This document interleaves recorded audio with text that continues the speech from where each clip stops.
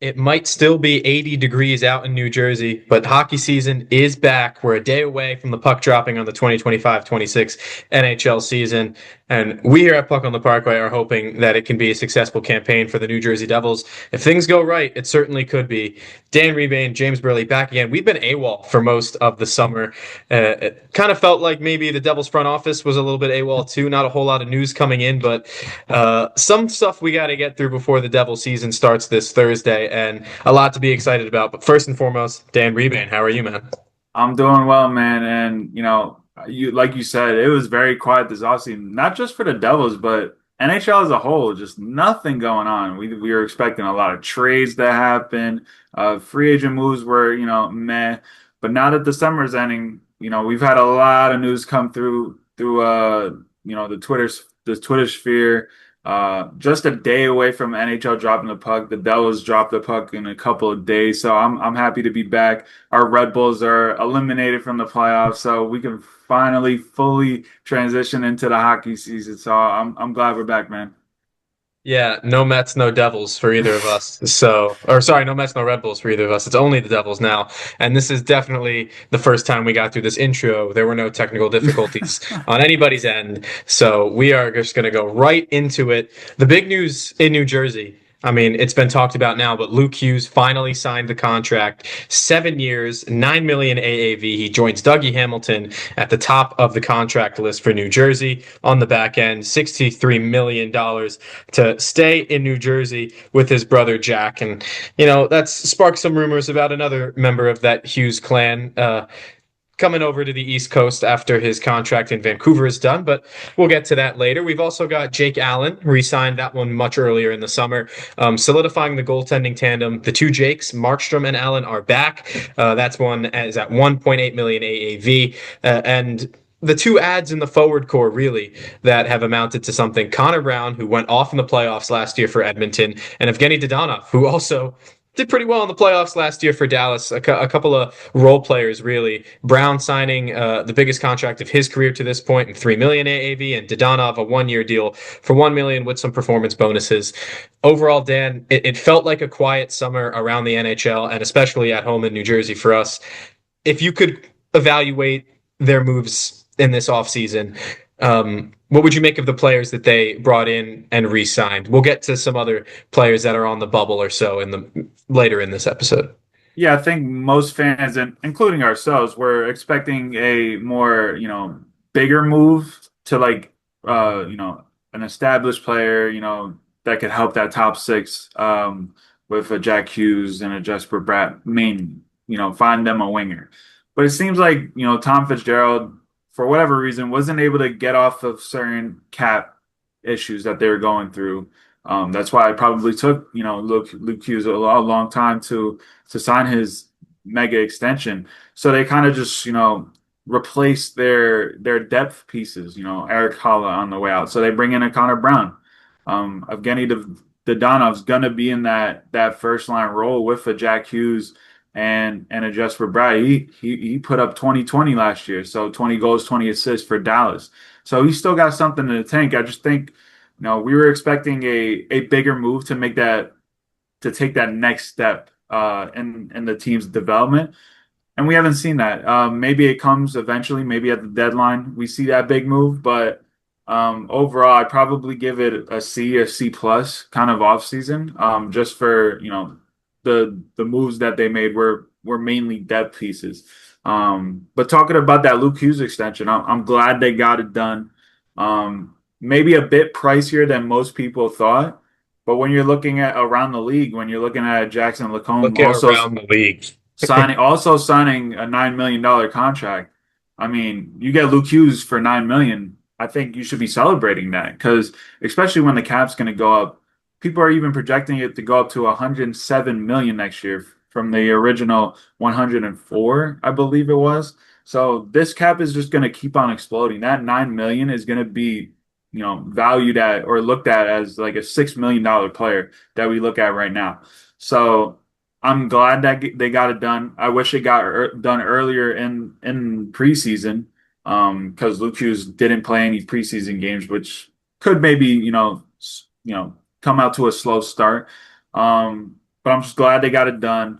They needed to get it done, and Luke Hughes will be here for a long time. Yeah, you mentioned looking around the league. There's a couple of deals, some big ones that we'll get to at the end of the episode, especially involving guys wearing the number 97. Um, but with that said, the Devils had and Tom Fitzgerald had a tough task this summer of rebuilding. I mean, not necessarily rebuilding, but solidifying the blue line first Yeah. and foremost, and then seeing what pieces they could add to this forward core that they've got. And they didn't have a whole lot of money to work with. The headline, and rightfully so, is getting that Luke Hughes deal done. And then after that, it kind of felt like, well, what else can they do with the resources they have? Bringing in Connor Brown, I think, is a plus. Dadonov is a guy that, yeah, he's on the older side, but that's kind of what that forward core needs when you think about it. If he can have another 20-goal season, let alone the assists, I mean, if he plays on a line They with take Jack that. Hughes, Yeah. the assists will come. A 40-point season, 20-goal season, it would be a slam dunk for Dadonov, I think. We also got to mention they brought back Cody Glass at Yep. 2.5 million AAV for 2 years. That was a player we were thinking probably too expensive for the role that he's going to play, but with the cap being increased in the coming years, as well as the need for strength down the line, down the center line, that is, Glass is a welcome return in my opinion. That said, they're an injury away from him playing top 6 minutes, and Yeah. that's not something that I think that a lot of Devils fans will love to hear. Overall, your thoughts on those? Yeah, and we also have to mention they brought in Arseniy Griciuk from And Russia. right, So yes, he's even though he was already in the organization, he's going to start his career in the NHL.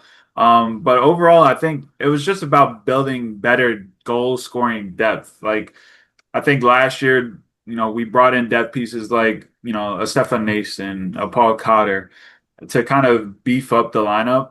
And while those two guys were good in their roles, I think, the team lost something that they had going for them in that 2023 season when they beat the Rangers in the playoffs. It was that speed, and I think they lost that speed. So them bringing in Dadonov, even though he's old, still got the legs. Connor Brown, really fast. He's one of the fastest players in the league. Cody Glass, still a good player. Even at 2.5 million, he'll be on that third line with projected lines we'll look at later. But I like what they did this offseason was bring in more speed. Gritsuk showed in preseason that he's got the legs. He's not a typical Russian that comes over late. He's got some wheels to him. So I'm glad in that aspect that the depth that they brought in added to what they want to get back to, and that's being a faster team. yeah, and you conveniently brought me to the next thing that I was going to bring up, and that's the performance throughout the preseason. And I think Gritsyuk's name jumps to the top of the list not only because he led the team in points, but because he genuinely showed signs of being ready at this level. Whether Yeah. that was the time he played in the top six with Jack Hughes and Brad on their line, and looked like maybe not fully up to the speed there, but didn't look like he was pedestrian, and then forming great chemistry on the bottom line with a guy like Paul Cotter, right? Like hmm I think that it's going to be about finding out who that center is going to be, and right now it looks like it's going to be Luke Glendening, who's on a PTO, the veteran NHLer. They're going to have to figure out that deal before the season starts, but like you mentioned before we started, probably 7.75 for a year, as you would expect. That's probably going to get done soon. He's not officially on the roster, which just dropped, but again, that's to be expected. Yep. And then I would say that they also cut a bit of a break with another roster move today, and Nico Dawes clearing waivers to go Yeah. to Utica. That's huge because, I mean, Jake Allen and Markstrom, that's a great tandem to have, Mhm. but both of those guys are on the wrong side of 30. Nico Dawes having a good young NHL caliber backup waiting in the wings in Utica. That could be very useful for this team. We've seen him play in some big games, even last year when he was called up to. He looks like he belongs at the NHL level. So I think Gritsuk, that's huge. The fact that we had high hopes for him to come in Yeah. and look the way he does, that's huge. We'll see who else can fill in on that fourth line, whether it's a guy like Shane LaChance who made the team, McLaughlin, Mhm. Lenny Hemenaho is a guy that you've been huge on for a while, Dan. So I'm very excited to see his name here, and then Simone Nemec on the back end, who's have to deal with some injuries to this blue line, not specifically Nemec, excuse me, but Brett Pesce, Yep. Luke Hughes, of course. They had to get the deal done, so he was sidelined. Jonathan Kovacevic is going to be out long term, at least until the new year. So that's now an opportunity for even a guy like Dennis Cholowski to come in and maybe play some minutes there. But Nemec looked pretty good in preseason. So I just said a lot of different names, trying to look at who performed well in preseason. But the fact that there are a lot of names to pick from that is a good thing. Who do you want to start with? Yeah, I'll just say on the back end, I think it sucks that Kovacevic is going to be out long term, but it is what it is. That we kind of expected that when we heard the news of that he had knee surgery at the end of last season. I'm glad that Brendan Dillon's fully healthy. He actually did have disc replacement surgery, the same surgery that Jack Eichel had. So hopefully that all works out for him once he gets to the regular season and everything looks good based off of preseason for him. Unfortunately, Seamus Casey's going to start the season on IR, so that's a bit disappointing. Dennis Cholowski is going to be there as probably the extra defenseman going forward to start the year at least. But I want to bring up a name, Ethan Edwards. If there's another Looked injury good. that He looks happens, good. Ethan Edwards, I've been saying for a while, he's gonna be a dark horse to make this roster. And obviously, he had a bit of an injury after his hot start to preseason, so he'll start the year in Utica. But that's a name to keep an eye out. On the forward group, Shane LaChance, we've kind of said that they needed that bigger kind of bodied guy on the power play, and he's already shown that he could do that at the NHL level. So it's just about him, finding his own game at the pro level. I expect him once the team gets more healthy that he'll go down to Utica, him and Lenny Hamanaho as well, to go down to Utica once some of these guys start coming back on the forward group for New Jersey. But just to get them to be in the building, at practices, getting better, I think that helps for guys that are one LaChance being in the pros for the first time, and then Lenny Hamanaho the first year that he's going to be in North America. So overall, a lot of positives to come out of preseason. Jack Hughes looks fully healthy. So Nemec as well, like you mentioned, looked good. So I'm glad preseason's over, and I'm ready for the start of the season on Thursday.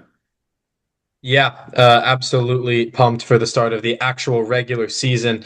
Um, there are some players that we have to talk about. We have to talk about the lines and how they line up. Hmm. Um, I'm very interested to see how they sort out who's going to be in the top six. Because for me, there's always been four guys that are glued into those roles: Bratt, Hughes, Heishier, and Timo Meyer. It's going Yep. to be about finding who those other guys can be. For a while last season, that was Stefan Nason, Hmm. and he's going to be starting the year injured as well. We don't know if he's going to be on the injured reserve or what his timeline looks like, to be totally honest. But he was a huge part of what made the Devils successful in the early part of last season, especially.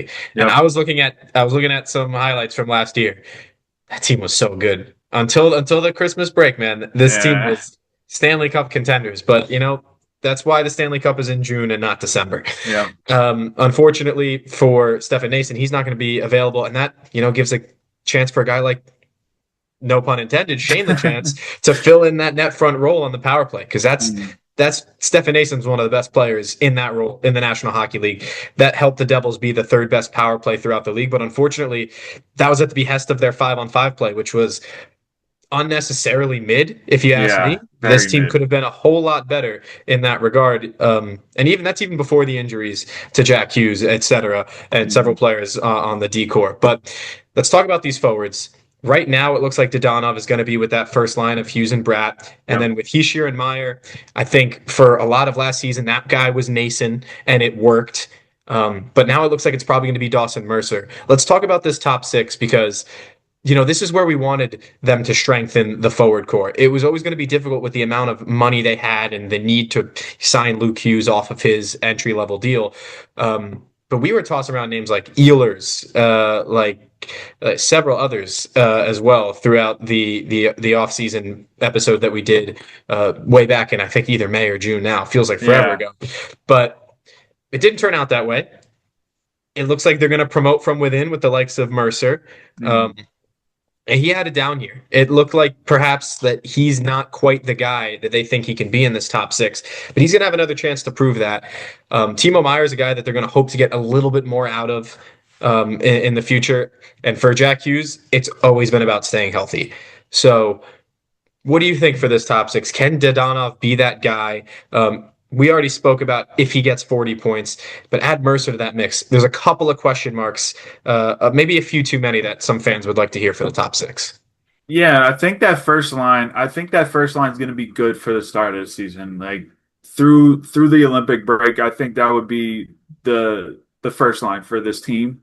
Um, but maybe eventually, right after that Olympic break, when they come back from Italy, maybe that's where Gritsuk finally takes that leap, and they swap roles where Gritsuk's finally got his feet wet under him, and he's kind of 100% up into the NHL speed, and he's ready for that. So that's kind of the hope I would guess based off these lines. But then talking about, the Dawson Mercer with the second line, I think this could be his last year. Like if he doesn't perform, like they're giving him this opportunity. This might be his last chance. If he doesn't perform, he could be on the way out. He could be involved in a bigger trade to get someone that takes his place. And we've all seen it with Dawson. He's got the ability to score 30 goals, to put up 50 points. So um they're giving him another shot. He's playing with Nico Hischier and Timo Meyer. They need, some offense on that line. We all know Dawson Mercer can skate like the wind. So hopefully that they kind of, that marriage kind of works out, and Dawson Mercer is the player we all hoped and thought he could be for the top six. But if not, I mean, they're gonna have a real major hole to fill once they get to that trade deadline in March. Yeah, and look, I love Dawson Mercer. I love everything about his game. The one thing is productivity. Can that produce points? Can he find a way to be efficient? It's not like he hasn't had a chance. He's been a pro for 4 full seasons now. He's played every single game in those Yeah, 4 seasons. So I think you're right in that this might be his last chance with New Jersey to prove he yeah, can be that guy. I think he's sort of looked like that prototypical middle six winger, secondary contributor. If he can be a 25 goal, 40 to 50 point guy again, like he was in 2022-23, I think that's the exact type of contribution you want out of a guy like him. And I think the Devils will be better off for it. Like, I can't see the Devils not being a successful team if Dawson Mercer isn't also filling that category. But that's a big if, because we said we wanted them to prove on this position, so they maybe didn't have to rely on a guy like Mercer to provide those points. But looks like the case is he's probably going to have to. I mean, if he is that guy from 22-23, this is going to be a really good team. Because Right. we all remember that season. Like Dawson Mercer was just clicking on all cylinders. There was a time where he scored. Didn't he score like 8 straight games or whatever it was? Yeah, he had great point streaks. I mean, he ended the season plus 22 as well. Yeah. Like he was a reliable guy on both ends. Yeah, I think it's just I don't like we all know like his work rate is there, his speed is there. It's just about can he, get back to that offensive production? Can he be that secondary goal scorer that this team kind of needs behind the big four, so or the core four as Toronto fans would call it. So if he can put up those 25 goals again, maybe push for 30, this team's going to be really good. And I think that's the hope for everybody going into the season. But it's on him now. He's got that opportunity, and if he doesn't, he's probably on the way out. I think that's incredibly fair to say, frankly. Timo Meyer is another guy that we have to hope that will, you know, be the player that they brought him in to be. Yeah, Because not to say that he hasn't been, he certainly has in bunches, specifically in March. March. Yeah, That's just when he likes to turn it up at the end of the season. While the rest of the Devils play their best hockey between October and December, Timo Meyer finds a time to be reliable in March. Um, yeah, if I think he has to be a 30, 5+ goal scorer again if the Devils really want to be a contender. He, of course, has that in him. He is that good of a player. It's about translating that on the ice. And I think a big part of that is going to be who is the third guy on that line. Because he plays well with Nico Hischier. We've seen that. Yep. Nico Hischier is going to be, you could put Nico Hischier next to any other player in the National Hockey League. He will make that player look better. Yeah. We've known that much about him since he was a rookie in 2017. That's why I think having Mercer be the third guy has implications for a guy like Timo Meier as well. So we'll see how that works out. As for the bottom six, the third line looks like it's going to be Cody Glass, our old friend Andre Palat, and newcomer Connor Brown. I like the makeup of this third line. Unfortunately, like we mentioned, they're an injury away from having guys like either Glass or Palat play in the top six again. Yeah. When the Palat contract came in a few years ago, we were like, yeah, it's an overpay, but he probably won't spend all 5 years of this contract in New Jersey. We didn't think that he would produce as few points as he has, and that contract's been pretty difficult for Tom Fitzgerald to pawn off to anybody else. We saw Ryan Ellis, that contract, go over to San Jose, so maybe there's a chance. But Palat's a good leader within this team, even if he hasn't been as efficient of a goal scorer and point getter as they would have liked. I think this is a fair third line and one that has two really hard workers in Brown and Glass, as well as a guy who's traditionally known for his finesse in Palat. I think this could be a good mix of talent and characteristics that makes for a good bottom six, but I'm not sure if I see this being the core of the bottom six, of the third line specifically, moving forward. What is your take on it before we get to the bottom line? I will say I could see this being one of the better checking lines in the NHL. Like when we get the playoff time, this could be the line that makes the biggest difference for the Devils in playoff time. Like they have, the scoring, they have the pedigree, they have the speed, they have that hunger to be in the playoffs. So if they get there, this could be that line. It's just real tough to see this being the line that can be really productive for 82 games, consistently. If they do, I'll gladly admit I'm wrong, but it's just hard, with Palat, what he's done the past couple of years. He hasn't been a productive, consistent player. Cody Glass is normally, he's been really injury prone his past couple of years. I see him as a perfect fourth line center. He's playing on the third line right now. And Connor Brown's like the interesting one because he has that pedigree to be able to play in the top six, but he's playing on the third line. So I liked what I saw in preseason. Like the chemistry seems to be there. I'm just hoping that it's more productive than what I think they will be in the regular season, at least. Because I could see this being a real good line in the playoffs once that comes around. Yeah, I like that you mentioned that about Brown because, there's a really good chance that we're a week into the season and this isn't what the third line is. Because Brown is certainly good enough to play his way into the top six, especially, if a guy like Nason isn't available to play in that role either. I think Brown, not necessarily like for like with Stefan Nason, but kind of provides some of those intangible things that Nason provided on that Hischier line, specifically when I think back to last year. As for the fourth line, we talked about Cotter and Gritsuk working together. I think that's a great pairing to have on your bottom line. It's going to be about who that center is. Juho Lamiko was penciled in, I think, for the start of the preseason. But if Luke and Glendening, they get that deal done, which everything is pointing to that is going to be done, I think he's going to be the guy for the start of the season. And then the extra forwards will probably be Shane Lachance and Lenny Hemenaho. I think Lachance can also fill in that fourth line role. Hemenaho kind of would be the like for like almost with Gritsuk in terms of not necessarily a similar type of player, but can provide a goal scoring touch from a bottom six perspective. Your take on these last few forwards?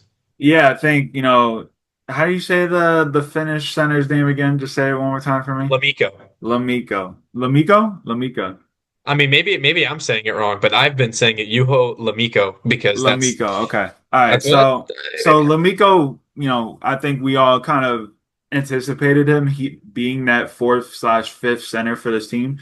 So once he's fully healthy, I think that's the only thing is that he's been dealing with something this preseason, which has kind of, elevated Luke Glendening into that fourth role center position. So, Lamiko's going to be here. If Glendening has a bad stretch, they're easily going to swap him in. And then Shane LaChance and Amina, we've both said that they're both promising young forwards that are here based off of injuries, like Stefan Mason. Whenever he comes back, he'll get his spot back. But these two young guys have a chance to kind of give good first impression to the coaching staff before they go back down to Utica. So I'm interested to see if they are able to get into any game action. I would love to see Shane LaChance in a real NHL game. We've already seen him try to fight. I think that's a part of his game that he's got to work on because he has the body, he has the frame. He just needs to work on his, technique because obviously in college, no fighting, no real fighting at least. So once he gets that down, I think he's going to be a real good contributor to the bottom six going forward, especially with his added value of being a net front presence for the power play, whatever unit he is on going forward. Yeah, and that brings us to the defense. And there's some moving parts to this defense because we don't know necessarily who's going to be in the opening day lineup. I believe Sheldon Keefe said Pesci is going to be playing on Thursday. I believe he said that. So that is ideal. I think officially his status is quote unquote questionable if we're talking fantasy terms at the moment. yeah. So we'll see if he's available for Thursday. If not, he'll be available eventually in the early part of the season. But like we mentioned, Chalowski probably the extra D-man who would be filling in on a nightly basis if that is the case.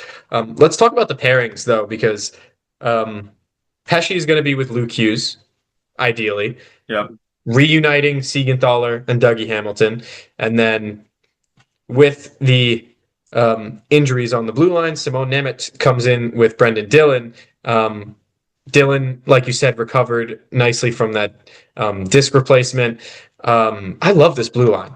People might say it's a little bit expensive, and it might be, but you get what you pay for. There's a lot of good right shot D-men that have been coming up this pipeline for a long time, and now it's time for them to be fully integrated at the NHL level. Casey, another one of those guys who won't be available, unfortunately, but I love the balance of this blue line in ways that, balance has been something that they've missed. They've always had talent on this blue line, but I think this is the right group in the right places and hopefully at the right time. Yeah, I think, this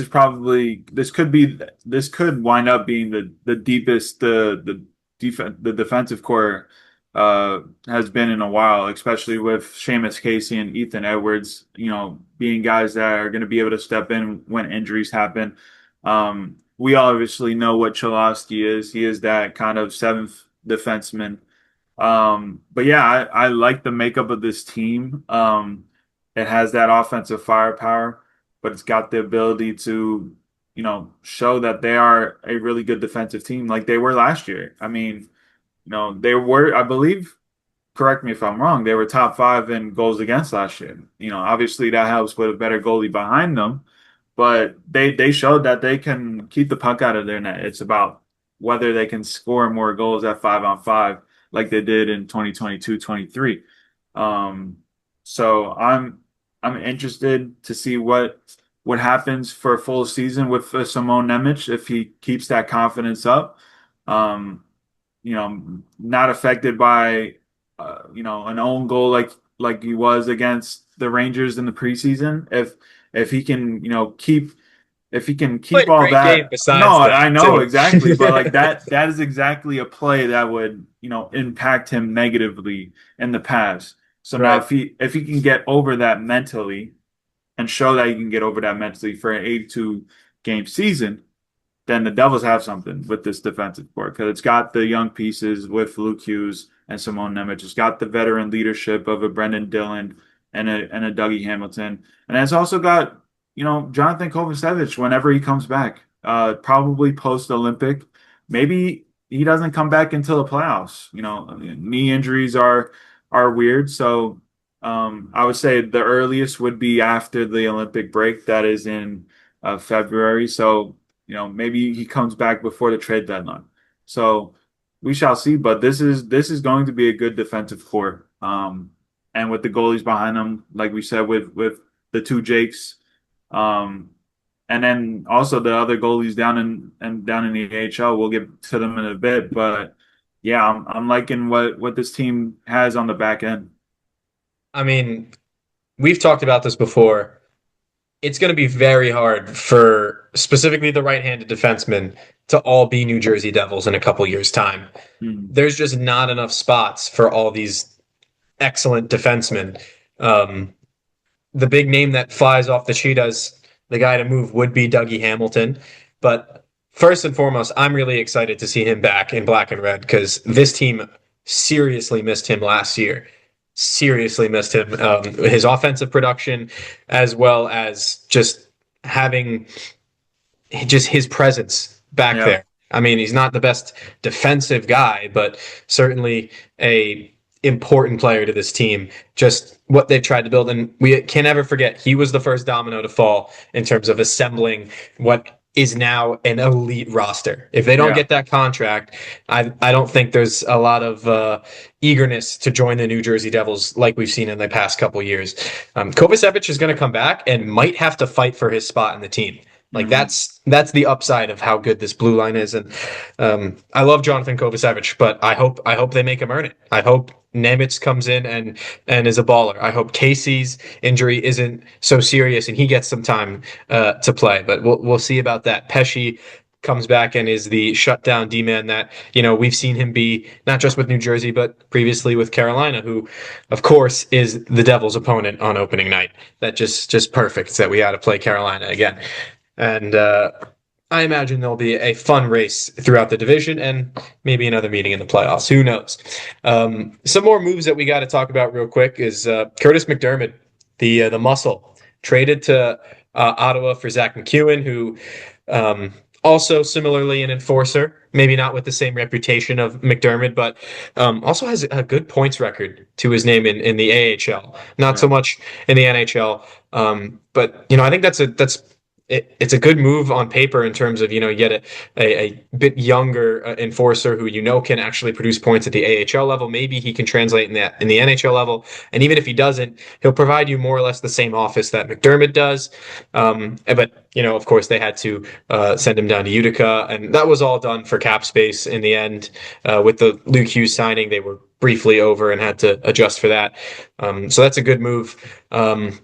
And then let's talk about. I mean, we've already mentioned the goaltenders, really, but bringing back Jake Allen. I mean, that to me that says like we want to make sure our goaltending is so solid for this year and next year. Yeah. Makes me feel like this is a message from Tom Fitzgerald. Like we're really going for something. Like Nico Dawes is absolutely good enough to be an NHL backup at this point. Yeah. But they went for the more stable option, even though it costs a little bit of money. I mean, Jake Allen, 1.8 million is, not insane. They're spending about a little more than 6 million, I believe, on these two goalies together. That's not uber expensive. It's not necessarily cheap either for two goalies that are above 30. But I think this is the right call because this is stability that they don't want to take for granted. Last year was a good year for goaltending, and I don't want to start taking those years for granted again because we've seen the ugliness of having seven goaltenders play for your team in one season. That sucked. This will not suck. Even if, God forbid, knock on wood, one of these two Jakes is not available for some portion, you're going to get a good goalie one way or the other. Yeah, and I think our only like holdup of bringing Jake Allen back was that there's other teams out there that we're gonna offer him like $5 million a season, and obviously New Jersey couldn't afford that. So I think we all kind of penciled or penned in Nico Dawes as the backup going forward, and good luck Jake Allen to your new role because you deserve it to go get all the money you can. But instead, the Devils get a coup of a signing, signs him for 5 years. Obviously, he probably won't be here for 5 years. Um, and even if he is, he's the backup for 5 years. Um, but you get him for 1.8 million on the cap. I think that was a brilliant signing from Tom Fitzgerald. Jake Allen wanted to be here. The Devils wanted that security of having him as the backup goaltender. I think it was a win-win all around. And then, Nico Dawes being that third guy in the AHL is huge because obviously we thought, he'd probably get claimed on waivers by Yeah. a goalie needing team. Didn't happen. And then you see a Jacob Malik also come over from Liga in Finland last year. He's going to be playing with Nico Dawes down in the AHL. So I think the Devils have two capable starting goaltenders down there.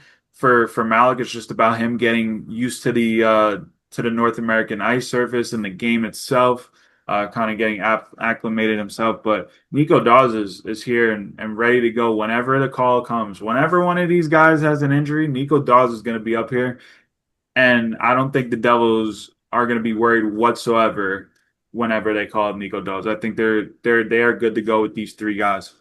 Yeah, the fact that he cleared waivers makes the Allen move look all the more smart.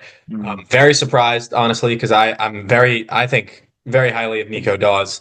Um, I mean, we got to keep our eyes open. There's a chance that he plays with Germany at the Olympics as well, Yeah, could be. because Yeah, he's Canadian German. And let's not forget that the pipeline for goalies is looking pretty good with Big Mike over in Boston, Yegorov. Uh, he is a monster. He's the real deal. I cannot wait to see him turn pro and what he yes, might be able to do.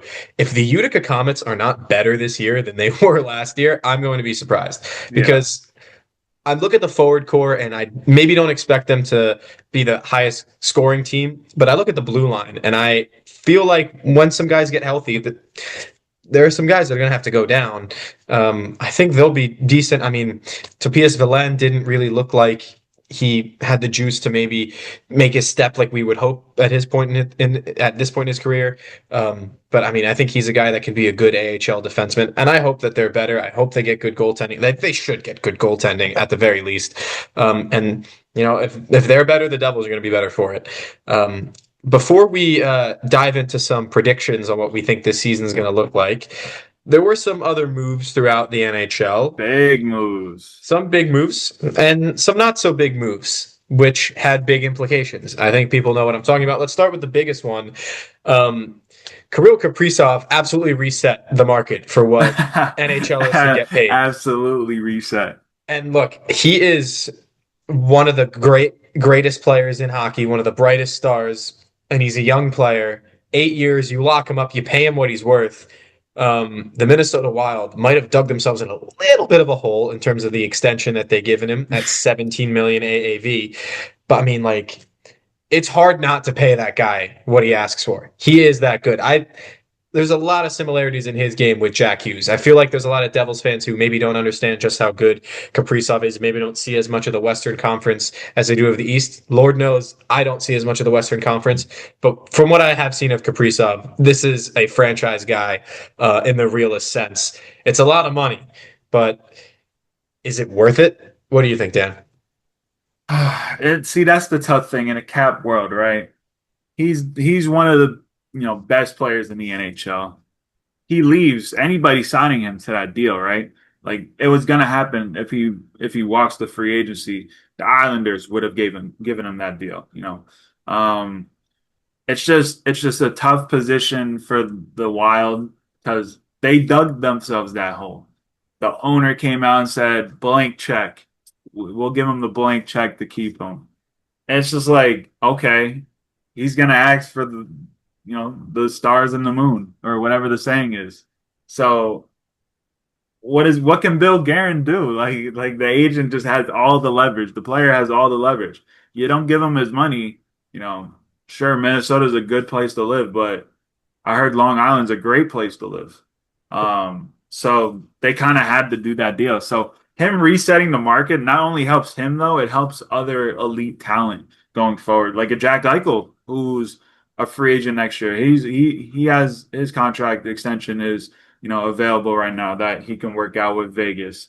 I think we saw with Mitch Marner, he got the money relatively to no state tax. It's still a lot of money out there. So I think all these elite players, we'll get to McDavid in a second, are going to be cashing in next summer, starting next summer. Like these players are going to start cashing in, and it's a great thing for the players. You know, the cap's going up. Teams are starting to earn more revenue. These players are starting to earn more. I mean, you know, we're seeing, you know, Connor Brown 12 million for a player of his stature. Like that's a great deal for him. You know, getting his security for a projected, you know, middle bottom six guy. So kudos to all these players getting their worth. And shout out to Kaprizov. Maybe it's not worth it in the long run because, you know, when you're building a team, because it's kind of hard, you know, 17 million on a 95 or whenever it starts next year, right? So it'd be 105. 17 million, that's a big chunk to take out. And we've already seen what Minnesota did with the two you know, Parise and Suter I and was how gonna that say how you beat that me to ended. So, you know, hopefully it works out better for them because Kaprizov's a way better player than Zach Parise was when he left New Jersey. I'll say that, you know. So hopefully it works it. out for them. They've already got some of their core players locked down, so that might help out. And they always have a good, you know, prospect pool. So maybe they're just, you know, they're banking on these young guys stepping in for them going forward. There's a real, there's a really real chance that 3, 4 years into that contract, 17 million becomes the norm. And there are guys that are also like, it might sound silly, but with the Yeah, cap going up, yeah, Kaprizov for 17 million might not look so crazy in the end. But there's another deal that does make it look crazy, and that yeah. is Connor McDavid getting the extension 2 more years. I mean, the message is clear. For 12.5 million AAV, that is an incredibly team-friendly deal. Takes the Kaprizov same deal. Kaprizov literally said with taking 17 that Connor McDavid could have asked for, I think, maybe 45 and it would have been normal. Obviously an exaggeration, but like he could have asked for 20 million after that and it wouldn't have been like outrageous. The fact that he takes that team friendly deal, adding 2 more years to that contract, he'll be a free agent at the end of 2027, 28. Yep. So that's 3 years, Edmonton. Get a goaltender and win the Stanley Cup. That is your goal. That is you owe that much to Connor McDavid for as much as he's given to you guys for his willingness to take that contract. I love it, and I've loved it all the more because there have been a ton of delusional New York Rangers fans who were trying to convince me that because they thought it to be so that Connor McDavid would sign for them, but of course that was made up. In 2028, though, who knows? Maybe they'll shut me back up again. Your thoughts overall on what is a very good contract for the Edmonton Oilers? I just want to say, you know, good on Connor McDavid, man, because he's always been about I want to win, I want to win, I want to win in Edmonton, I want to win. What better way to say I want to win than take the same deal you were already getting when another guy that's lesser than you. No offense to Kaprizov, but Connor McDavid is the best player of this generation by a large margin. So him taking, you know, what is that? 4.5 million, is my math right? 4.5 million less Yep. on the cap. I mean, he's just showing Edmonton here. My chips are here for 3 more years. Go build me a team. Um, and you said it. There, go get a goaltender, man. Like I feel So like it's shocked. so it's like it's just so easy. Go get a goalie. There's I someone out there who probably, you know, doesn't want a goalie, that doesn't want their goalie, and it's like, please, Edmonton, come. And they're like, no, we'll take Connor Ingram from Utah, who was, you know, waived. So it, we'll see. We'll see how it plays out. Obviously, they're a cap team, so it's kind of hard when they have Dylan Nurse. Dylan Nurse? No, Darnell Nurse on 9 million AAV. You know, that's a 9 million player that's not worth it. mm, It's kind of hard when they have him on there. So again, you got to figure it out. Go get a goaltender. If not, Connor McDavid in 2028 is going to be somewhere else. It's going to be Toronto. New York's up there. Or it could be LA. Maybe he goes to LA. You know, uh, LA could be bad in a couple of years, or they're just like, you know what? Maybe we need to make that splash and get Connor McDavid. Maybe he follows the path of the great one, his idol growing up. So we'll see. Maybe he follows the Gretzky path and goes to LA. But good on him. That's all I wanted to say. Good Stops. on him. I hope he stops the Gretzky path in LA. Well, if he goes He can go to to St. Louis, well, but if he goes to the Rangers at 38, who cares at that point, right? I mean, I wouldn't like to see it because then there's going to be guys with McDavid blue, red, and white Well, shirts it's fine forever. because I remember It's like it doesn't really count. my dad tells me this story all the time is that when Gretzky was on the Rangers, I forget who hit him on the Devils, but this Devil player hit him in one of the games, and my dad's friend was like, "Oh, he's done." He's like that was it. That was when his career kind of ended. So, I mean, maybe that happens again where Yeah, Connor McDavid gets hit and it's like, it's over. There it is. yeah, So, maybe in 2033, Anton Salayev could end his career or something. yeah. We'll see about that. Salayev is another defensive Hey, he's prospect. coming. At the end of this year, he's coming. He's gonna be here, and that's another good young blue liner that's gonna make Tom Fitzgerald's job that much more difficult. Yeah. Um, I mean, that pretty much brings us up to speed on all the news. Yes. As for something else to talk about within the league, I mean, we mentioned the idea of bringing the third Hughes brother to New Jersey. We've talked about it Ad with nauseum. speculatively, yes, ad nauseum on this show. Good nauseum for us. Bad nauseum Yes, for Vancouver fans. correct. I honestly think that like this will happen one day. Oh, I no, mean, am I it will. delusional? Like he's not happy in Vancouver. There's a really good chance that, Thatcher Demko has the season he had a couple years ago, stays healthy, and Vancouver are a playoff team again. Like they might not have been able to keep that team together the way they would have liked, but there's still some real quality in the Canucks. Um, I don't think his future is there though.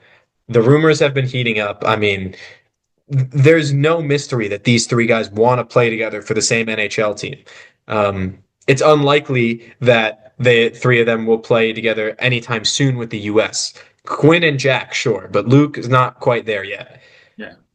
I think remind me when is Quinn's contract up and when can we start to see this materialize in some fashion? And I want to preface this. Quinn Hughes is happy in Vancouver. I think he loves Vancouver as a city. It's just like when you project it to the future, is that team able to win the Stanley Cup? And I think he's going to get to that point sometime this year, maybe the trade deadline, where he comes to the conclusion is like, I 100% can't win a Stanley Cup here. It's going to eventually get to that point. Maybe it gets there to the summer, but he has 2 more years left. He's a free agent in the summer of 2027, the same year that Nico Hischier is up as well. So the Devils could have a really, really bombshell of a summer where they re-sign their captain to a $10+ million contract. But they also re-sign an already acquired Quinn Hughes to the highest highest annual salary a defenseman has in the NHL. So, these rumors will not stop. National media, anytime they see a Hughes brother is asking them, so how about you guys playing together one day? And obviously, they've come out with their PC answers, which of course we want to play sometime in the future. We don't know when that's going to be, but we would love to do it. Then you got Vancouver, Jim Rutherford saying, "Yeah, it's up to him at this point. We're waiting on what his decision is." Or he's, always breaking news out there about the situation, which is, "Hey man, if you want to, burn that bridge, by all means do that." But yes, these three will play in the NHL together on the same team. I'm saying bold take. I don't think it happens this year, but I'll say a bold take. We could see this at the trade deadline where, you know, Vancouver gets that decision from Quinn Hughes where he's like, I want to be moved to New Jersey. And then trade negotiations happen. Dougie Hamilton sent back the other way to Vancouver. Um, other pieces, first round picks, whatever, are sent to Vancouver, and the New Jersey Devils make the blockbuster of the decade and acquire the third Hughes brother, and they go on a playoff run. So that's a bold take. I don't think it happens during the season. I think that's too bold for a team to kind of trade multiple roster pieces um, to acquire someone. I think this is a summer. This will happen in the summer, probably around July 1st, where he is also eligible for his contract extension. So that's my take on it. If you want to be bold, you say it's going to happen at the trade deadline. To me, it will happen in the summer of 2026. And the Devils will have the three Hughes brothers. Thoughts? Pinch me. I mean, that would be the summer of 26 would be the year before his contract is up. He would still have 1 year remaining in Vancouver. Yeah, I think it's realistic. I just it's I can't fathom in my head the pieces that are going to go the other way. I I can't get can. I know you can because this is what you do. You that's how you I have operate. a sick brain. I have a I sick can't brain. Yes. I can't think about how that would look. Um, but having said that, people call it conspiracy, but it is looking steps and steps closer and closer, more clear that Quinn Hughes' future is not in Vancouver. And if you had to guess where his future would be, I mean, the answer is very You obviously New Jersey. you saw Jack at his charity event where Mhm. I don't know what the specific question was, but I know it was about Quinn, and he just like smiled and giggled. He's like, "There's cameras here. I'm not answering that." Yeah. So it's like he wants to say yes, it's gonna happen like that. Like he wants to openly say that, but it's not gonna happen until he's here. That he's gonna talk about the Devils trading for Quinn Hughes in the near future. So obviously we will keep doing it. Anytime that news happens, hey, we're not the ones bringing it up, by the way. Like other people mention No, it all the time. So this is now spoken about outside of Devil circles. For a while, this was only, inside Devil circles. theories, yeah. Even when Luke Hughes was initially drafted, people were like, okay, well, like maybe Quinn Hughes will play for the Devils someday. But now there's some genuine There's juice to it. evidence to suggest that that might be the way that it goes. I think the only real obstacles standing in the way are what can the Devils offer Vancouver? Um, do they have the resources to pull something like that off? And whether that's by trade or whether that's can they offer the big contract that Quinn Hughes is going to expect in the summer of 2027 if it doesn't happen next summer. And additionally, Vancouver could be a good team. Vancouver could go and be one of the best teams in the Pacific Division, have a playoff appearance and perhaps playoff run. And that could convince Quinn Hughes that maybe the project in Vancouver isn't doomed. Yes. So that's something we got to keep our eyes on.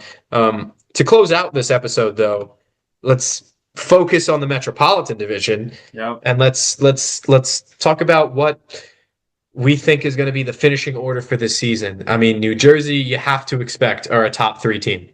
I mean, that has to be the expectation. Should they strive to win the division? Absolutely. Do I think they are the favorite? Not necessarily. And would I be surprised if they did or didn't finish first? I wouldn't be surprised if they finished between first or third, to be Yeah. totally honest. I've got Money Puck's predictions in front of me, the playoff odds, as they always do. Everybody knows that circle chart. It is a hard thing to look at and try to piece all the numbers together. But Carolina's got the highest odds to make the playoffs in the division, followed by New Jersey, followed by the New York Rangers, and then followed by Washington to be a wild card team. Can you That's can the you top read? four. Are the other teams there? Can you read the other odds as well for the The other Metro? teams are there. If you want, I can give you the numbers exactly as well, and I'll give you them in order. Carolina's at 89% in first. New Jersey's at 80.3% in second. New York, 64.5% third. That's the Rangers. The Capitals, 54.1 in fourth. Excuse me, I just lost the page. The Islanders in fifth at 30%. The Blue Jackets The Philadelphia Flyers in sixth at 18.7, only slightly ahead of the Blue Jackets in seventh at 17.9%. And then the poor Sidney Crosby's Pittsburgh Penguins at 7.6%, dead last. I believe that's the second lowest rating of any team in Ooh. the NHL. Third lowest, ahead of only the Blackhawks and Sharks, excuse me. That is bad territory to be in. I think they might be a little bit better than that, honestly, but I not sure if that's going to be a good season in Pittsburgh. Let's start at the bottom. You say a team name, I'll say a team name. Who's finishing in eighth in the Metropolitan Division? We don't even Pitt, have to dive into it. Pittsburgh. Yeah, I'm gonna also go with the Pittsburgh Penguins. Unfortunately, I used to really not like that Sidney Crosby guy, but now I'm He's starting re- to feel he's bad for him. he's really grown on me throughout his career. It's like, wow, you really just don't like this guy. But now he's like, he's all right. Honestly, it was once they stopped winning the cups. You gotta After appreciate his 2017. greatness. Oh, Yeah. absolutely. Yeah. He's honestly, I mean, I've said this before on this show. We're both soccer guys. I always think of Crosby when I think of my childhood, Crosby, Messi, Ovechkin, Yep. Ronaldo. And I think That's a I good don't think one. there's better comparisons than that. So Pittsburgh in seventh, or sorry, Pittsburgh in eighth. Seventh, say a Uh, team name. Flyers. I was also going to go with the Flyers. I think Pennsylvania hockey is unfortunately for Pennsylvanians going to stink this year. They got Rick Tocchet. That's a no-nonsense coach who makes teams better than they are, which is, for me, why they're not going to finish last Yeah. and why they'll finish seventh. That team, unfortunately, I mean, they could make a push for a wild card. They could make it close to the end of the season. I don't think they have enough juice to be a playoff team. Sixth place, Islanders. I've got Columbus. I've got Columbus in six. I'm going with what Money Puck had there and Columbus behind New York. And the reason being, the Islanders just seem to find a way to make it close every year. Last year was a bit of an exception where they didn't fully flesh it out, but they find a way to make things close. Columbus punched above their weight a little bit with an awful team last year, unfortunately. But I don't know. I like that one. So if I've got Columbus in sixth, and you've got the Islanders. I think I know who you're going to say for fifth. No, you don't. Okay, surprise me. Rangers. Ooh, so you've got the New York Rangers in fifth. I've got the New York Islanders in fifth for the reason that I've just laid out. Tell me why you think the Islanders, or excuse me, tell me why you think the Rangers are going to finish fifth and potentially out of a playoff spot. Yeah, so I think they're gonna be better than what they were last year. Everything went wrong for them last year. I just think they're gonna be battling. They're still kind of an older team. None of their younger guys have made that jump. They traded away Keandre Miller, a good young defenseman that they just weren't using the right. They still have Shesterkin in net. So I think they're gonna be a good team. I just think for whatever reason, they're just going to miss the playoffs. A new coach, they'll get that new coach bump to start the year, but I just think they'll start falling off once that Olympic break comes around. That Christmas to Olympic break is probably going to be the same. I think they're going to be like the same team the Devils were in that like Christmas to February break where they just couldn't do it. So I think that's probably going to be their downfall. So I think the Rangers are going to be pushing for that playoff or that fourth spot in the Metro. I just think they come up short. All right. Let me hear who you have in fourth. Columbus. Ooh, so a big jump for Columbus for you. I've got the Rangers in fourth for most of the reasons you said. I honestly think that the Metropolitan Division is tight, but it's also not as top heavy as, say, the Atlantic. I think this is going to be another year where we see five playoff teams come from the Atlantic. I think the Rangers will finish fourth, just out of a playoff spot, but I think they'll push. They've got probably the best goaltender in the National Hockey League in Igor Shesterkin. And while I don't think that they, have as good of a forward core as they would have liked, I still believe that they're a team that can, on their day, go toe to toe with some really good teams. Tell me why you think Columbus are within a shouting distance, at least, of the playoffs. I just love all their young talent. Like, they have all the Michigan boys. And it might be just a bit biased for me, but I just like all their young talent. Like Zach Werenski is an elite defenseman in this league. Like he's one of the best defensemen in the league, and he showed it last year. He probably if Columbus made the playoffs, I think he wins MVP. I think that's how good he was. He was just showing that he was that good. I think the only thing that hampers them is goaltending, but I kind of liken them to Montreal last year. Montreal doesn't have the best goaltending, but their young talent just elevated them to a level that pushed them into a playoff spot, and that kind of helped that the Metro were bad last year, so they were able to get a fifth team in there. I just think the young talent. Like I'm gonna read some of these names off. Like Sean Monahan's not young, but he's revived his career in Columbus. They Yeah, have absolutely. Kirill Marchenko. Marchenko's a baller. Kent Johnson, Adam Fantilli. Adam Fantilli is one of the most underrated young players in the Hmm. league. I mean, I can't believe Anaheim didn't take him his draft year. They went with Carlson. Still think they're gonna rue that day. And I hate that he's in our division because he was so good at Michigan for his 1 year. Oh my God, he was so good.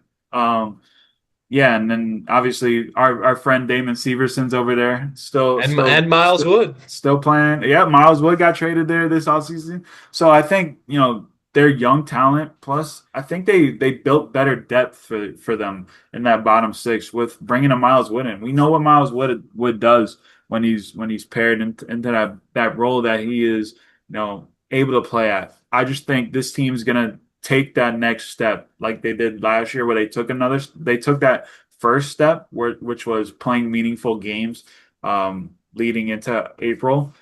I think they I think they take that next step again. I think they're going to be able to figure out that goaltending. I think they're going to get average goaltending.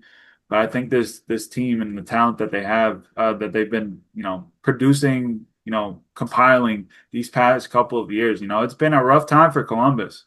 But but these are some good players, and they're starting to hit their stride. So I think Adam Fantilli could be a 40 goal scorer for them. So I like them. Whether they make the playoffs is going to be interesting with what teams in the Atlantic do. But I think I could see them in making that last wild card spot in the Metro. I think that's totally fair. I think that I did this last year where I absolutely slept on that type of team. I slept on Montreal. I think you were a little higher on Montreal than I I was. You think were I certainly also I feel like I slept on them too, but like I don't think anybody saw them making the playoffs. So a that's team. fair. Fair. A team that you did not sleep on that I slept on though was the Washington Capitals, and they kind of surprised the entire league by finishing first the way that they did in the Metropolitan Division. Um, the playoffs went, predictably for them. I don't think anybody thought that they were going to actually win the Stanley Cup. But this could be, the Ovechkin swan song. We're approaching that, and I think they're going to do everything they can to get the best out of him in his final final games, excuse me, as an NHL player. Um, but I don't think they'll have the juice to be the first place team again. Is Connor McMichael, Alexi Protas, are those guys going to have as good seasons as they had? Is Dylan Strome like they very well could prove me wrong again. But for me, I've got them in third. Who do you have in third? I also have the Capitals in third, just And because and we're in agreement. like everything went right for them. Everything went right for them up until that second round series against the Capitals. Like everybody was playing at their peak potential. Like Protas, like came out of nowhere. Like I mean, not really came out of nowhere, but like he just shot out of a cannon. And he was just like this. He was like a better version of Tom Wilson the whole season. So like Tom Wilson was playing great. Oh, Alexander Ovechkin, while breaking his leg during the season, people forget he broke his leg.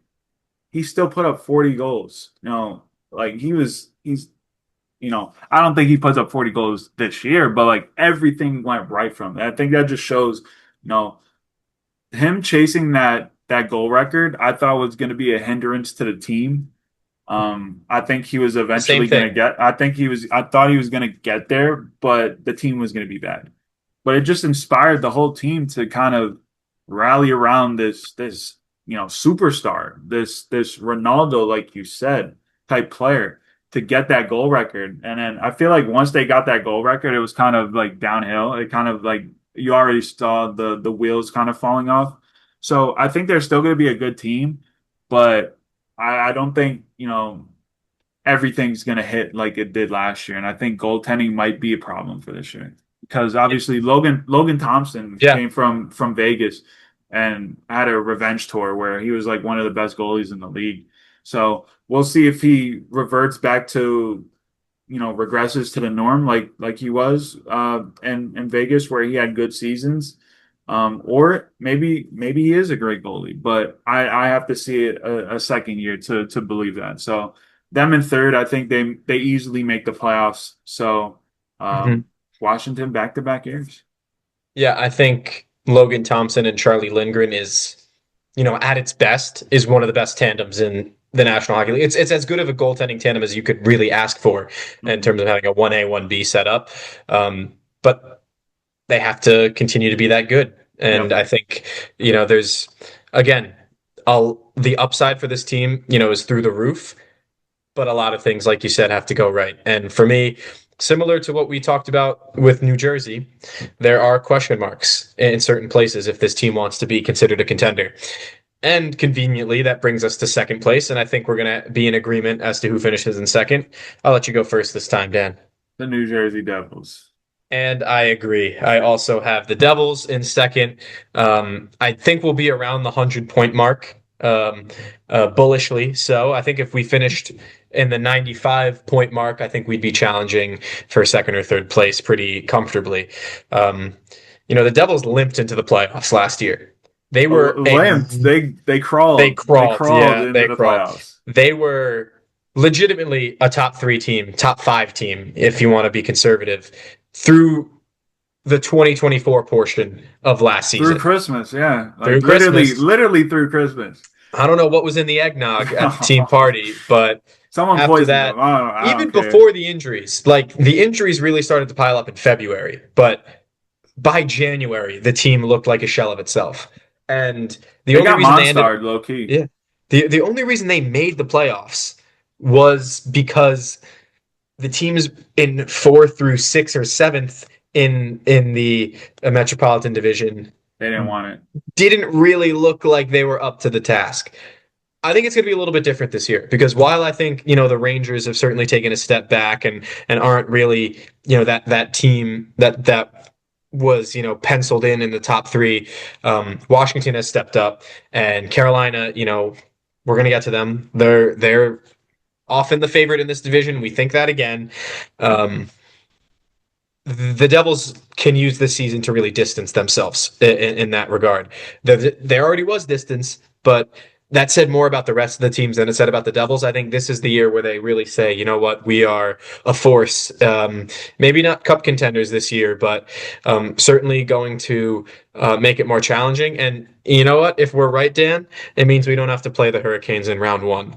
And No. and that that just means we get 3 or 4 extra games in the playoffs year after year. You think that's the one thing that this team's got to prove. Can they beat Carolina?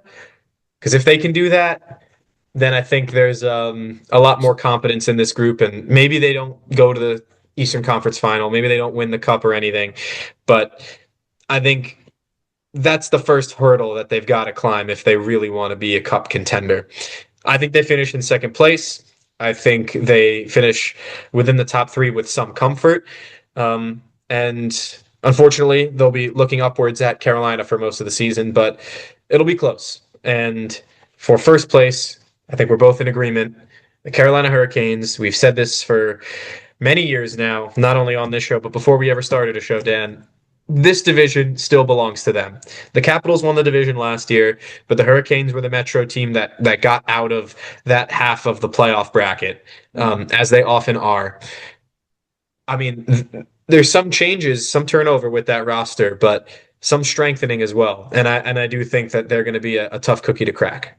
I mean, they might win the President's Trophy this year. If they can just get what goaltending they got in the playoffs, if they bring that level of play to the regular season through 2 games, they probably win the President's Trophy. I mean, you added Nick Ehlers, the prize free agent, this offseason, you get him.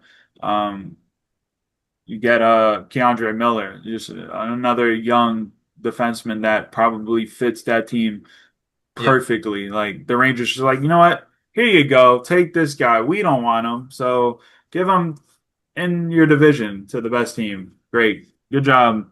Good job, New York Rangers. You did it again. So you get him. You get the Russian guy for a full season. Just say his name if you can for me when you find it. You get him. You add him to the blue line. Like he was already one of the best prospects in the sport, and now he comes over for a full year. So this team's gonna be really, really good. Andrei Svechnikov needs to show that he can take that next step as well to get them to where they want to be. But this team without a true superstar, because they still don't have that true like superstar. Sebastian Aho is right there, but I wouldn't call him a superstar. But they have one of the best teams in the league. I'll have to give them that. Other than goaltending, where I see holes, they have a really, really solid team, and I think they could do it over 82 games where they get that President's Trophy. Goaltending, so I'll start there. Kochetkov and Anderson, neither guy is elite, but I think of Washington, similarly, they've got two good options. They don't have a great option necessarily. Anderson stood on his head in the playoffs until he got injured in that Devil series, and then Kochetkov came in and did enough to eke them by in games 4 and 5. Um, I'm going to read three names for you: Eric Robinson, Jesperi Kotkaniemi, and Taylor Hall. That's the fourth line for the Carolina Hurricanes. This team, I think you might be right, is the deepest in the NHL. And then we go to the blue line.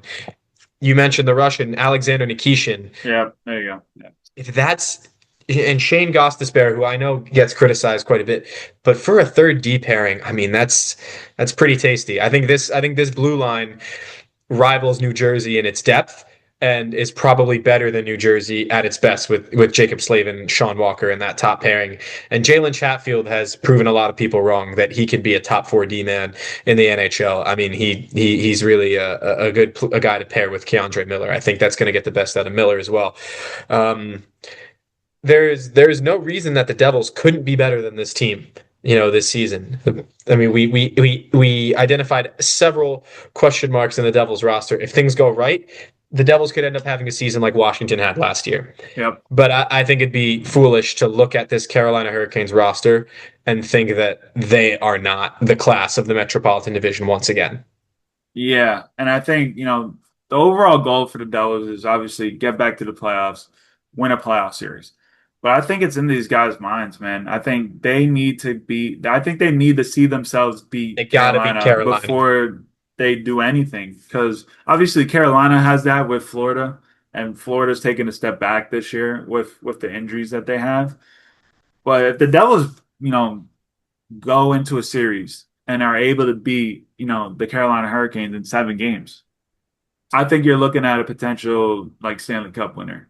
If they Yeah. get through the Carolina Hurricanes, that's probably the toughest battle they face, unless they get Edmonton. But like obviously Carolina's a better team than Edmonton. Edmonton just has better pieces, individuals than Carolina.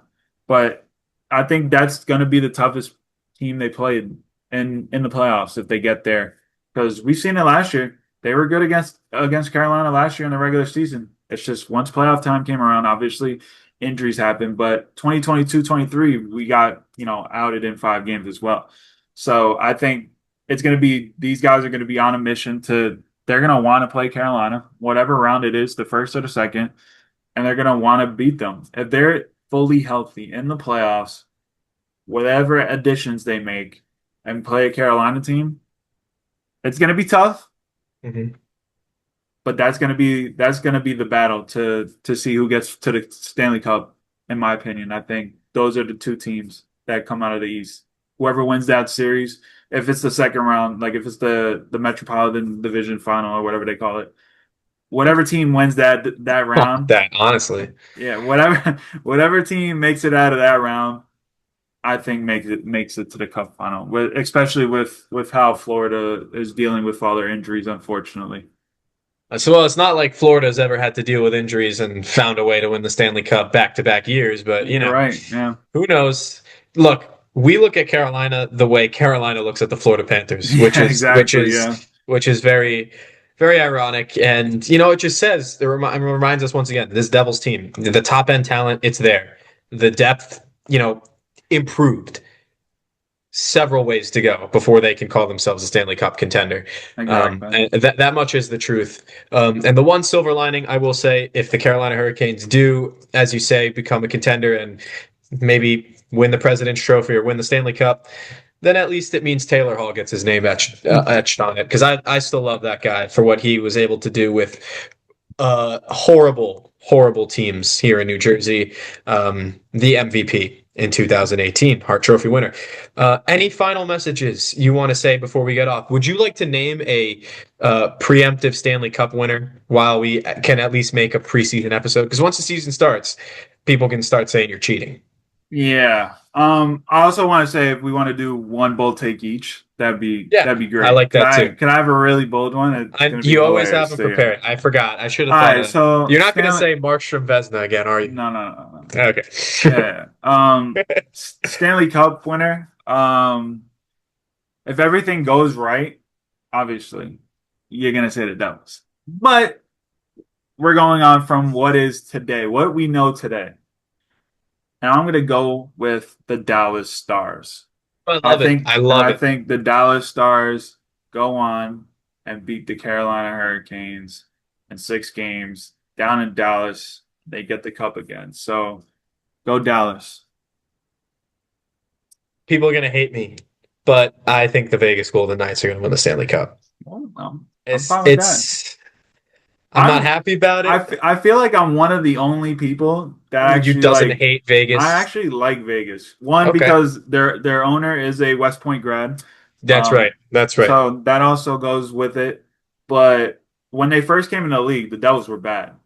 So me and my parents were like, we could root for Vegas. They got, they're like Army, but pro. So um obviously they went on to go to the Stanley Cup that year, so it was actually great to watch them play hockey. So but I have a soft spot for them, so I wouldn't mind that at all.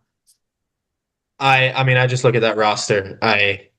There's like, how did they add Mitch Marner to this team, man? Mitch Marner wins it the next year.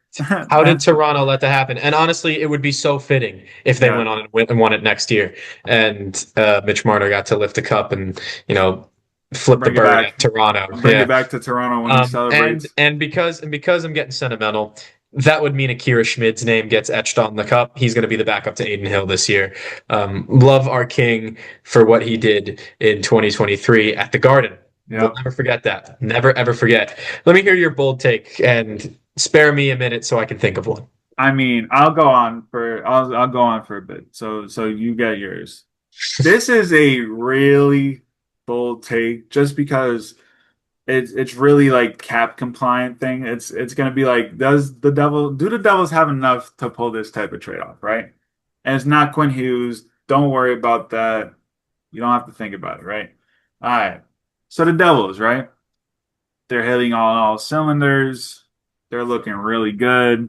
They get to the trade deadline and they're battling Carolina for first place in the Metropolitan Division post Olympic break, right? Well, they still have Cody Glass as their third center, and he's playing really well. But I think we wanna update that third line center. And it's not I know you're You know gonna who I'm say thinking? Do you know who I'm thinking? I know who you're thinking about, but it's not that. Okay. It's the other guy.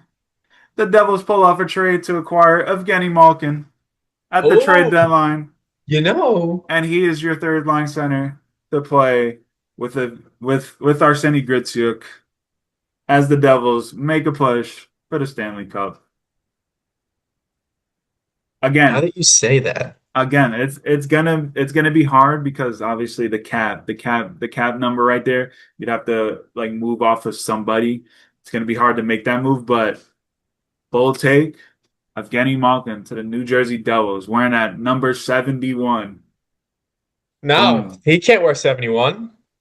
Jonas Oh, Siegenthaler. I forgot. Whatever. He's gonna wear He's gonna find a 17. number. 17, baby. He wears it for Do we have? Russia. Is there a 17? Is there 17? I don't know. Whoever has it, he's taking it Trying to off of. think. Sharon Govich wore 17. Is the last one I can think of. What does Nemec wear? 17. Yeah, you're right. He's gonna whatever. He'll figure. He'll He's figure it out. giving that He'll figure it number out. up. He'll Yeah, he's figure it out. wearing 17. Yeah. I like it. I like that a lot. I honestly don't think that's that outrageous either. Like it's certainly it's a bold Pittsburgh's gonna take, but be it's bad. they have to Um, yeah, Pittsburgh's gonna have to do something like that. he's already said like if it is that bad that like he's willing to go try to win a Stanley Cup somewhere. That's why I said like Devils are battling for first in the Metro. And maybe you I never can know. because you know where I thought I can see Edmonton being in for a guy like Malkin too. At salary retained, I think that's the sort of like Oh yeah, strengthening piece. another forward. Oh yeah, that's their problem. That's Center. I never Center. said I didn't say it was going to work, but I can totally see that being the thought process in Edmonton to try to give McDavid the boost that he has put a 3-year timeline on. Um, for my bold take, last year I said that the Devils were going to have 5 point per game players or close to it. Um, they really only had two. If you count Jack Hughes' point per game pace, then they had three. But Heishier and Bratt were able to play around the high 70 point mark. I think Bratt finished above a point per game, and Heishier was about 79 points. I'm going to scale it back a little bit. I think that was maybe a little bit too ambitious. But I'm going to talk about a guy I didn't mention, the one that I mentioned earlier in the episode that I think needs to have a big season for this team to take another step. I'm going to say Timo Meier, 40 goals again. Oh. And where did you think I was I going? thought you were gonna be like, yeah, Dawson Mercer goes a point a No, game. I'm no, like, no, no, no, no, no, no, I'm like, no. that's a bold take. No. I'll give Dawson Mercer 45 points. If he can do 45 points, I think that's not that hot of a take. That's right around where he was Yeah. a couple seasons ago. But I think if Timo Meier can score 40 goals, the sky is the limit for this team. The, this team was great on special teams. If a guy like Timo Meier can provide you even strength goals, because you know you're going to get that out of Bratt and Hughes. You know you're going to get production on both ends from Heishier. If Meyer can hit that sort of mark again, I feel a lot better about what this team looks like, not only in finishing for the playoffs, but actually performing in the playoffs, because he's a guy that you need to provide not only the intangibles, but the productivity as well. Yeah. Um, and another thing that I'll add, I'm not sure if I want to stake my name on this one because I don't think it will happen. But if 2026, the summer of 2026, is the time to go after a guy like Quinn Hughes, then I think by the trade deadline, they're going to start hearing offers for a guy like Dougie Hamilton. I think it's going to be hard to get that done. 9 million AAV for Dougie. He's And over he's got 30 to now. accept the trade too. Remember, Yeah, he's got exactly. that. He's only got 10 teams that he puts out there where he's like, I'll go there. I don't think it's necessarily, like a rebuilding team that has to take on that contract Yeah. because we're talking about Dougie Hamilton here, one of the best offensive D-men in the league. I really think that if the Devils want to pursue Quinn Hughes as early as you think they could, Dougie by the trade deadline might be something they have to explore. Yeah. My only thing is whenever they do make a trade for Quinn, I think Dougie is in that trade. So Yeah, that's my that only very well thing. could be real. Because I like the thing with a Dougie trade is nobody has 9 million available in cap that's going to be really good. So they have to move off of Mhm. roster players to make that deal happen. And we don't really see that many deals like that happen unless it's in the off season and it's involving multiple big names. So I like where your head is at, though. I like where your head is at. See, there we go. Quinn Hughes, come on, we're almost there. We're almost there, guys. But for right now, our 2025 season is about to begin, James. Yes, we are almost there in more ways than one. The NHL season starts tomorrow. The Devils kick off in Raleigh unfortunately, against No, no, the no, not unfortunately. It's going to be great when we win 4-2. Look, that would be great, but I don't love the fact that our season has to start there with some surge storm or whatever they call that stupid thing or whatever it is. And they're stay on the road for the first three games to Tampa and then Columbus, I believe, next Monday before they come home on Friday the 16th against the Thursday. Florida Panthers. Sorry, Thursday the 16th, you are right, against the Florida Panthers. And then right after that, they play the other Stanley Cup participants in the Edmonton Oilers. Yeah, let's just start the schedule like this. That makes total sense. Um, it's going to be a great season. You know, Yeah. whether or not they perform to the expectations that we think and hope they do, this is going to be a fun year. This is why we do it. We both love hockey. We both love this team, but this is arguably the most excited I've ever been to be a Devils fan in my life. Um, I didn't have the privilege of living through the Cup years of the late '90s, early 2000s, as Dan's got the shirt ready. I was a little kid, so I don't really remember, but I was there. This this has to feel what it felt like during that dynasty years. We don't have Marty Brodeur anymore, and we don't have the greatness of Patrick Elias. But I look at this group. I don't think the Devils have had a better player than Jack Hughes in their history, at least a forward. Mhm. I don't think that in my lifetime, at least going back to the late 2000s, have the Devils had a blue line this exciting. You know, I think back to the days of Brian Rafalski, Paul Martin maybe could rival what they've got now. Colin White, like Tommy Alberline, like thinking like 2007, that Devils team had a great defense core. But for me, I mean, this is just about as excited as I could ever be for a Devils season to begin, and I can't wait for them to drop the puck. Yeah, man, I can't wait. I will be in the building opening night. Shout out to my parents who, decided to get me tickets to opening night for my birthday. I'm almost an unk, so you know, I will be in the building. I'm happy about that. Maybe we'll see James in the building too. We'll see. He's going through some things that might keep him away, but we'll see. I might have to, pry him from his engagement and get him into the building. So it's gonna be a fun season, like you said, man. I'm happy that hockey season is here because football season is already depressing. So let's go Devils. I'm happy. Let's go. Yeah, and let's just hope they stay healthy. If Yes, there's just one stay thing, healthy, stay please. healthy. So for Dan Rebane, I've been James Burley. It's been a while since you heard from us. It won't be a while since you hear from us the next time on Puck on the Parkway. Uh, he's got the Dallas Stars, the Stanley Cup champions. I've got the Vegas Golden Knights. We've both got the Devils finishing in second in the division behind the Hurricanes. Let's hope it's going to be a successful year, New Jersey. Thank you guys for joining us. We'll see you next time.